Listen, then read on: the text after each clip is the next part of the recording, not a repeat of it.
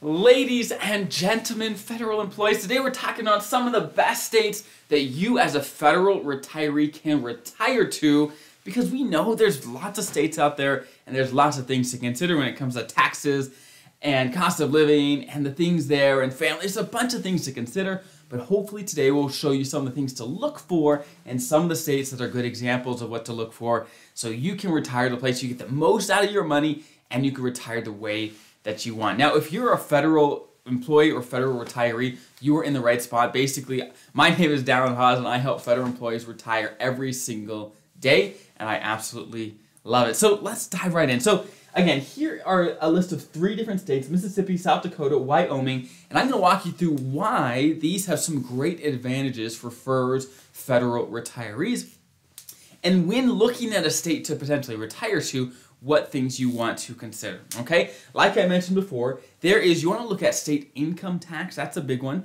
And no matter what state you do move to, you will have to pay federal income tax, but there's some states where you don't have to pay state income tax, which is a big deal.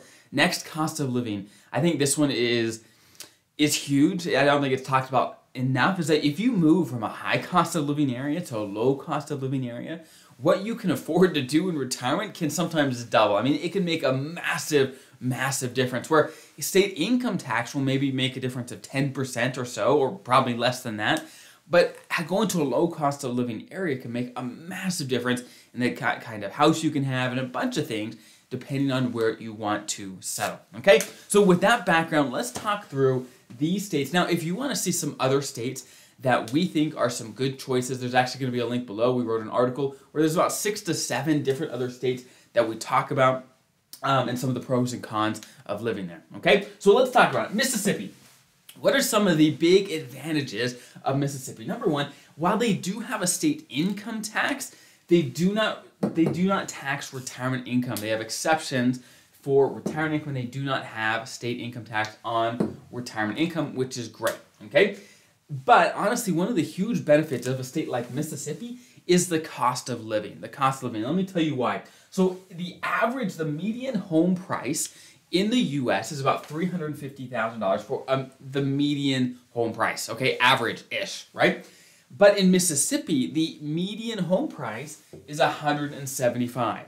Okay, $175,000. So the sort of house you can probably get in Mississippi is going to be vastly different, especially if you live, let's say, in California or in New York, a place with very high real estate costs. Moving to a place like this, you can get a mansion compared to getting a shack in some of the high cost of living areas. So again, just how far your money goes in a place like Mississippi is huge. The cost of living is significantly lower in Mississippi compared to other areas in the country. So that is a huge thing. Now, also, like we talked about, there's of course income tax, but what about the other taxes that you might pay in a state? There's property tax and sales tax, and Mississippi has very low property taxes and sales tax as well compared to other states. So altogether, it is very cost effective to live in Mississippi. Of course, there's other factors that you want to consider, like where's your family? Do you actually want to live in Mississippi? Those sort of things as well. But everything else being equal, there's some great benefits. Now, let's talk about South Dakota. Okay, let's move on.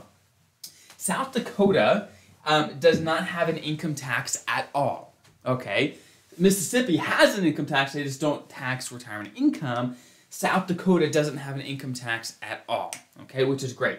And again, like Mississippi, they have a low cost of living. It's not as low as Mississippi. Mississippi is really at the lowest end of the bucket in the U.S. when it comes to cost of living. But South Dakota does have a relatively low cost of living. And this brings up a good point of South Dakota has many natural attractions, right? Many things like parks, national parks, and those sort of things that brings a lot of nature people that like nature together. So that may be something to look at, is when you're looking around, what do these states have that you're interested in? If you move to a state that is perfect for you in every way, but it doesn't have things you actually want to do, that's not a good fix either. Okay, let's talk about Wyoming. Next, again, there is no income tax. There is no income tax in Wyoming, at least as of now. They could change it, but as of now, there's none. Again, low cost of living and low property and sales taxes. Okay, and all these everything adds up to about thousands and thousands and thousands of extra dollars in your pocket because you're not spending them on high cost of living, on taxes, and those sort of things. Okay, so again, these are just examples. There's other good states out there. For example, there's lots of states. If you just Google what states don't have an income tax, you can find a list. I believe right now there's like 14 or 15. There's the Floridas, the Texas. There's lots of states that don't have an income tax in retirement, which is, again, a great benefit. But again, you want to look at cost of living, because within a state, let's say a Florida or a Texas, there's some areas that are very expensive to live, and there's some areas that are much, much cheaper. So even within a state, there's huge variability on what you want to look for. So you want to make sure you find a mix for you. And if you don't have as many ties on where you are, then you can find a state that really checks all your boxes and is hopefully close to friends and family as well, so that you can get the most out of your retirement, okay? And of course, there's those that say, hey, I want to get even more bang for my buck. I'm going to go to a low cost of living country, and that's a whole other conversation. There's a bunch of things that go there, but I've got lots of clients that do that and love that as well. So there's lots of options, lots of states when it comes to looking. So I hope that's helpful. Hopefully it gives you an introduction, a start to the things to think about and to be concentrating on, and we'll go from there. So have a great rest of your day. I'll see you guys next time.